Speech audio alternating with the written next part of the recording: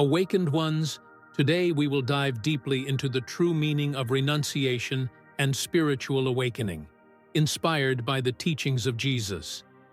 In the West, spirituality often turns into an intellectual exercise, a debate of ideas, a set of doctrines that are fervently defended, but rarely lived with authenticity. Many seek to understand God with the mind, but forget that true spiritual connection is not in logical reasoning, but in direct experience, in detachment, and in the practice of inner purity. Jesus did not come to build philosophical systems or complicate the spiritual journey with unattainable theories. He came to show the way, and that way has always been grounded in renunciation. If anyone wants to come after me, let him deny himself, take up his cross, and follow me. These words were not just a call for a small group of followers 2,000 years ago, but a timeless spiritual principle. Freeing oneself from attachment to the ego and the material world to find true peace and enlightenment. Here on our channel, we explore spiritual awakening and the law of attraction, showing how to apply them in the daily journey of transformation. In today's video, we will delve into Jesus' teachings on renunciation in spiritual awakening, detachment from the illusions of the ego, and how the law of attraction can connect us more authentically to our divine essence. Unfortunately, over the centuries, many have tried to distort this message, making it more comfortable, more suited to the needs of the modern world. Interpretations have emerged that minimize the importance of detachment, that soften the impact of renunciation so that it seems optional. A beautiful concept, but not essential. But the truth cannot be altered. Jesus did not preach a life of ease. He did not say that the path would be pleasant or full of material rewards. He taught that true wealth is within, that the kingdom of God is not something external, but a state of consciousness accessible only to those who purify their hearts and detach from the illusions of the world. Renunciation, in this sense, does not mean rejecting life or denying human experiences, but rather learning not to cling to the transient, to what is fleeting and illusory. Jesus lived this in his own journey. He did not accumulate riches, did not seek power, did not bind himself to structures and norms that limited spiritual freedom. His focus was on the essence, on what is eternal. This is the foundation of true spiritual awakening. It is not about accumulating knowledge, memorizing scriptures, or appearing to be a spiritual person in the eyes of the world. It is about living the teachings, leaving behind the chains of the ego, and becoming a pure channel for the divine presence to fully manifest. Therefore, if we truly want to follow the path Jesus showed, we must have the courage to face this truth without distortions. We need to recognize that renunciation is not a distant idea, but a daily practice.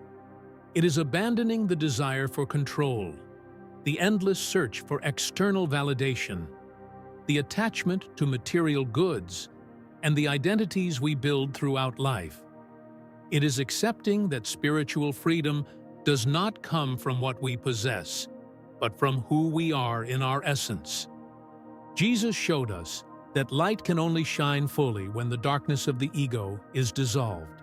And this only happens when we learn to surrender completely, without reservations. This is the true path to awakening. Renunciation is not just a distant concept reserved for monks or saints. It is an essential principle for anyone who seeks to find the truth and free themselves from the illusions of the world.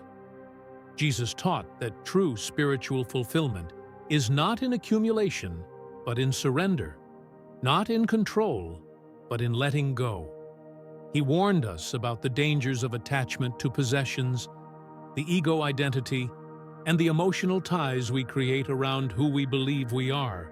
Many interpret renunciation as a forced abandonment of material life, but that is not the case. The problem has never been material possessions themselves, but our attachment to them. When a person places their security, identity, and happiness in external things, they distance themselves from true wealth, which is internal and eternal. The mistake is not in possessing something, but in allowing that thing to possess you. Jesus made it clear: you cannot serve God and money. This does not mean that money is evil in itself, but that a heart divided between the material and the divine will never find fulfillment.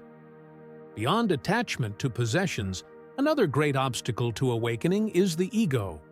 The ego builds an identity for itself based on titles, status, and recognition. It wants to be admired, to be special, to be superior. But the more we feed this illusion, the further we move from our essence. Jesus demonstrated this through his own example. He, who could have been a king among men, chose to be a servant. He washed the feet of his disciples. He mingled with the poor and sinners, not out of necessity, but because he knew that true greatness lies in humility, not in the exaltation of the self. Attachment to an illusory identity is another great blockage on the path to awakening. We cling to the idea of who we are, our profession, our history, our beliefs, and define ourselves by these labels. But who are we beyond that? Jesus taught that the true self is not in form but in spirit. He said, "The kingdom of heaven is within you." This means that the connection with God already exists, that purity is already our essence, but it is obscured by the layers of illusion we create throughout life. Just as a diamond covered in mud does not lose its brilliance, our soul does not lose its light, but needs to be cleared. Renunciation is precisely the process of removing these layers, of leaving behind what imprisons us. It is not a sacrifice in the painful sense of the word, but a liberation. It is letting go of unnecessary burdens to walk more lightly. Jesus was clear: "Blessed are the pure in heart, for they shall see God." Purity is not achieved through effort, but by removing impurities. It is not about adding anything, but removing what does not belong to our essence. When the ego dissolves, when attachment fades, when we stop seeking outside what has always been within, then we find God, not as an idea, not as a belief, but as a living presence, as what we have always been and always will be. This is the call of renunciation, not a loss, but a reunion with what truly matters. Following the path of renunciation and altruism is not just a means to spiritual fulfillment, it is the very essence of the journey. When Jesus said that whoever wishes to follow him must deny himself and take up his cross, he was revealing that the true path to God requires us to abandon attachment to the ego and the illusions of the world. It is not about imposed suffering, but about conscious surrender, a recognition that everything we consider ours, whether possessions, status, or identity, does not define us and can never fill the void of the soul. Perfect altruism, where there is no more I or mine, is the final state of spiritual realization. When personal will dissolves, God Himself manifests. True detachment is not just letting go of material possessions, but giving up the need for recognition, pride, and the search for validation. Whoever desires awakening must learn to give without expecting return, to serve without seeking reward, to love without conditions. Jesus was the ultimate example of this ideal. He not only preached but lived what he taught. He did not accumulate wealth, did not seek power, did not desire anything for himself. On the contrary, he gave himself completely, without reservations. His words were not empty speeches but expressions of his own life. He showed us that renunciation is not loss, but liberation, that true power lies in humility, and that the greatest treasure is not found in the world, but in the pure heart. Now, I invite you to reflect. What within you still resists this surrender? What attachments prevent you from following this path? Share your vision, your experience. Awakening is a solitary journey, but when we exchange our perceptions, we help one another evolve.